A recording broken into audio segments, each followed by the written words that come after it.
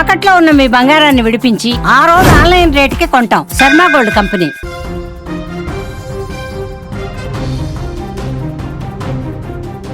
మార్చి అయిపోయి ఏప్రిల్ వచ్చేసింది. క్యాలెండర్లో పేజీ మారింది, కానీ సామాన్యుడికి మాత్రం టెన్షన్ మొదలైంది. ఏప్రిల్ 1 అంటే ఇన్నాళ్ళు కేవలం ఒక జోక్ అనుకునే వాళ్ళం, కానీ వాటి నుంచి జరిగే మార్పులు మాత్రం అస్సలు జోక్ కాదు. కేంద్ర ఆర్థిక మంత్రి నిర్మలా సీతారామన్ ప్రవేశపెట్టిన కేంద్ర బడ్జెట్ నిబంధనలు నేటి నుంచే పక్కాగా గ్రౌండ్ లెవెల్లోకి వచ్చేస్తున్నాయి. కొత్త ఆర్థిక సంవత్సరం ప్రారంభం కావడంతోనే మీ జేబులకు చిల్లులు పడే కొన్ని రూల్స్, మరికొన్ని ఊరటనిచ్చే అంశాలు అమల్లోకి వచ్చేశాయి. ముఖ్యంగా ఆదాయ పన్ను చట్టం 2026 అమల్లోకి రావడంతో పన్నుల లెక్కలు పూర్తిగా మారిపోయాయి. ముందుగా ఉద్యోగుల విషయానికి వస్తే ఇన్కమ్ ట్యాక్స్లో కీలక మార్పులు చోటు చేసుకున్నాయి. ఏడాదికి 12 లక్షల రూపాయల వరకు సంపాదన ఉన్న వారికి ప్రభుత్వం తీపి కబురు అందించింది. 12.75 లక్షల రూపాయల వరకు వార్షిక ఆదాయం ఉన్నవారు ఎలాంటి పన్ను చెల్లించాల్సిన అవసరం లేదు. కానీ 13 లక్షలు దాటితే మాత్రం ట్యాక్స్ వాత తప్పదు.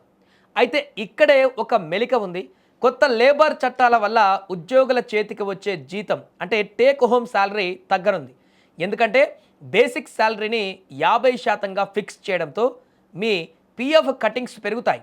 ఇది భవిష్యత్తుకు మంచిదే అయినా ప్రస్తుతానికి నెలవారీ ఖర్చులకు ఇబ్బంది కలిగించే అంశమే. అలాగే ఏడాదికి 20 లక్షల పైన సంపాదించే వారికి పిఎఫ్ కంట్రిబ్యూషన్ మీద కూడా పన్ను పడేటువంటి అవకాశం ఉంది. బ్యాంకింగ్, డిజిటల్ పేమెంట్స్ రంగంలోనూ పెను మార్పులు వచ్చాయి. ఇకపై బ్యాంకుల దగ్గర పప్పులు ఉడకవు. జీరో బ్యాలెన్స్ అకౌంట్ల శకం ముగియడంతో బ్యాంకుల మినిమం బ్యాలెన్స్ నిబంధనలను కఠినతరం చేశాయి. ముఖ్యంగా హెచ్డిఎఫ్సి ఏటీఎంల ద్వారా యూపీఐ వాడి క్యాష్ తీసే వారికి బ్యాడ్ న్యూస్ ఇది.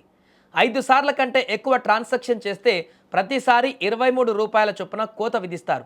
అటు యూపీఐ వినియోగదారుల మీద కూడా ఎన్పిసిఐ కన్నేసింది. మీరు గూగుల్ పే లేదా ఫోన్పే వాడుతూ కొన్ని లింక్డ్ అకౌంట్లను చాలా కాలంగా వాడకుండా వదిలేస్తే అవన్నీ ఇవాల్టి నుంచి డియాక్టివేట్ అయిపోతాయి. అంటే పనికిరాని అకౌంట్లను వాడకుండా ఉండడమే మేలన్నమాట. ఇక కేంద్ర ప్రభుత్వం ఉద్యోగులకు ఒక భారీ ఊరటనిచ్చింది. ఏకీకృత పెన్షన్ విధానం అమల్లోకి రావడంతో సుమారు 23 లక్షల మందికి లబ్ధి చేకూరనుంది. 25 ఏళ్ళు సర్వీసు పూర్తి చేసుకున్న వారికి చివరి 12 నెలల బేసిక్ శాలరీలో సగటున 50% పెన్షన్గా ఇచ్చేలా రూల్స్ మారాయి.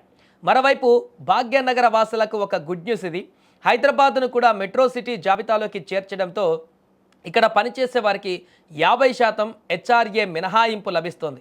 అలాగే కంపెనీలు ఇచ్చే మీల్ ఓచర్ల మీద ట్యాక్స్ ఫ్రీ లిమిట్ను కూడా 50 రూపాయల నుంచి ఏకంగా 200 రూపాయలకు పెంచడం కార్పొరేట్ ఉద్యోగులకు కలిసి వచ్చేటువంటి అంశం. ఇక పాన్ కార్డు విషయంలో ప్రభుత్వం మరింత కఠినంగా మారింది. ఇకపై 50,000 లోపు ఇన్సూరెన్స్ ప్రీమియం కట్టాలన్నా పాన్ నెంబర్ ఉండాల్సిందే. అలాగే ఖరీదైన హోటళ్లలో ₹1,00,000 బిల్లు దాటినా 20 లక్షల పైన ఆస్తి కొన్న పాన్ కార్డు తప్పనిసరి. ఇక రోడ్ల మీద ప్రయాణించే వారికి ఫాస్టాగ్ ధరలు భారంగా మారాయి. వార్షిక పాస్ ధర ₹3,075 పెరిగింది. చివరిగా ఐటీ రిటర్న్స్ దాఖలు చేసే వారికి జూలై 31 గడువు ఉండగా ట్రస్టులకు ఆగస్టు 31 వరకు సమయం ఇచ్చారు. ఏదేమైనా నేటి నుంచి మారుతున్న ఈ నిబంధనల పట్ల అప్రమత్తంగా ఉండడం మీ జేబుకు, మీ భద్రత కూడా ఎంతో అవసరం.